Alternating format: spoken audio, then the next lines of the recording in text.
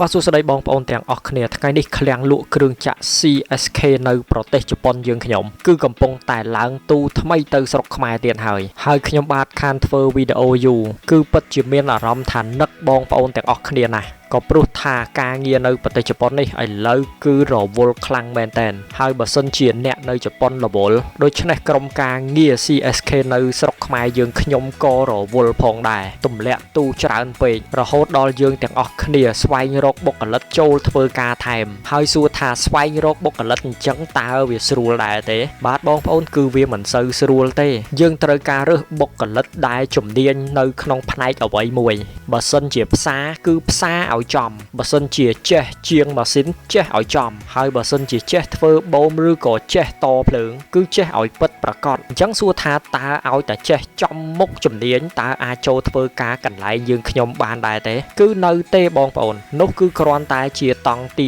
1តែប៉ុណ្ណោះហើយបន្ទាប់ទៅទៀតនោះគឺសុជីវធម៌ឬក៏វិន័យហើយនឹងច្បាប់ទម្លាប់តែម្ដងដោយអ្នកទាំងអស់គ្នាដឹងហើយថាឃ្លាំងលក់គ្រឿងចាក់យើងខ្ញុំគឺបើកជាង30ឆ្នាំមកហើយអ្នកខ្លះចូលធ្វើជាងនៅកន្លែងយើងខ្ញុំរហូតចេញទៅបើករកស៊ីខ្លួនឯងមានគ្រួសារមានកូនចៅតចំនួនគឺចេញមកពីកន្លែងយើងនេះឯងហើយបទពិសោធន៍នោះគឺច្រើនមែនតើបុគ្គលិកខ្លះពូកែតែសម្ដីនិយាយលើកដាក់ចុះឡើង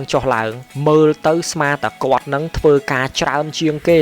តាមពិតទៅគឺបានតែនិយាយតែប៉ុណ្ណោះតែសម័យនេះគឺគេដឹងហើយគេគ្រាន់តែមើលតែកាមេរ៉ាគឺគេដឹងថាយើងឧស្សាហ៍ឬក៏មិនឧស្សាហ៍បាត់ទៅហើយឬក៏មិនអាចកិច្ចពីភ្នែកមេបានទេហើយអ្នកចូលធ្វើការខ្លះទៀតគាត់ប្រាប់ថាគាត់មិនចេះអីទេតែគាត់ចេះបើកគ្រឿងចាក់ដូច្នេះនៅពេលណាដែលឃ្លាំងយើងខ្ញុំមានកម្រងឲ្យគាត់ចុះទៅធ្វើគឺគាត់ធ្វើបានមែនហើយគាត់ធ្វើស្អាតថែមទៀតក៏ប៉ុន្តែគ្រាន់តែនៅជាមួយគ្នាតែមួយខែទេកាឡាសាគឺដឹងចេញមកទាំងអស់គ្រឿងចាក់ដែលគាត់បើកនោះគឺអស់ប្រេងម៉ាស៊ូតច្រើនមែនតើអញ្ចឹងបើសិនជាអស់ប្រេងម៉ាស៊ូតច្រើនគឺមកពីបញ្ហាអ្វីដែរទៅបងប្អូនគឺគ្មានអីទេគឺមកពីគាត់លួចប្រេងម៉ាស៊ូតយកទៅលក់ឲ្យគេតនោះឯងអញ្ចឹងបានន័យថាបុគ្គលម្នាក់ចេះជំនាញអ្វីពិតប្រាកដតែបើសិនជាគ្មានភាពស្មោះត្រង់ក៏មិនអាចនៅក្នុងឃ្លាំងយើងខ្ញុំបានផងដែរហើយសួរថាតើគេឆោតមែនទេ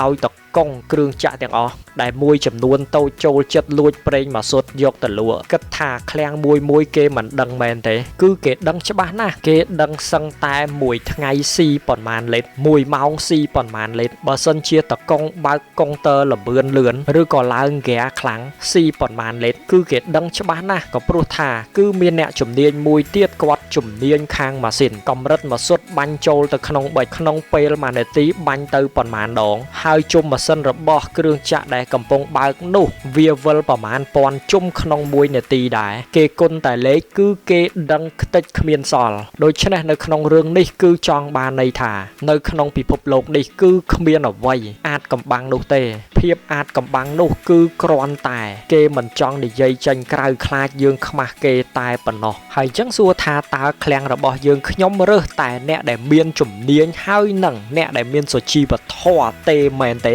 បាទបងប្អូននោះគេហៅថាគោលបំណងឬក៏ goal តែមែនតើទៅបើសិនជាឲ្យខាងយើងខ្ញុំរើសរវាងជំនាញហើយនឹងសុជីវធម៌ភាពស្មោះត្រង់តើយើងខ្ញុំចង់យកមួយណាជាងគេដែរទៅបើតាមពិតមែនតើទៅមិនបាច់មានជំនាញក៏បានដែរឲ្យតែយើងមានភាពស្មោះត្រង់ព្រោះថាកន្លែងយើងខ្ញុំនេះហើយគឺជាកន្លែងបណ្ដុះក្មេងចំនួនក្រោយឲ្យចេះធ្វើជាងនោះឯងយកអ្នកចេះមកស្រាប់អាចសម្ដីធំហើយគ្មានសុជីវធម៌តែបើយកអ្នកមានសុជីវធម៌មកឬក៏មានភាពស្មោះត្រង់មកចូលក្នុងកន្លែងយើងរឿងជំនាញគឺអាចបណ្ដុះតាមក្រោយបានទេហើយបើសិនជាថ្ងៃណាមួយគាត់អាចខ្លាចទៅជាមេគេមេដឹកនាំក្នុងស្ថាប័នណាមួយពួកគាត់ទាំងអស់នោះហើយគឺជាធនធានមនុស្សនៅក្នុងស្រុកខ្មែរយើងទៅថ្ងៃក្រោយបាទអញ្ចឹងសូមអរគុណបងប្អូនទាំងអស់គ្នាដែលបានតាមដានវីដេអូមួយនេះហើយទោះបីជាស្រុកមានសង្គ្រាមមានវិបត្តិអ្វីក៏ដោយក៏ឃ្លាំងលក់គ្រឿងចាក់យើងខ្ញុំនៅតែយកគ្រឿងចាក់ពីជប៉ុនទៅស្រុកខ្មែរ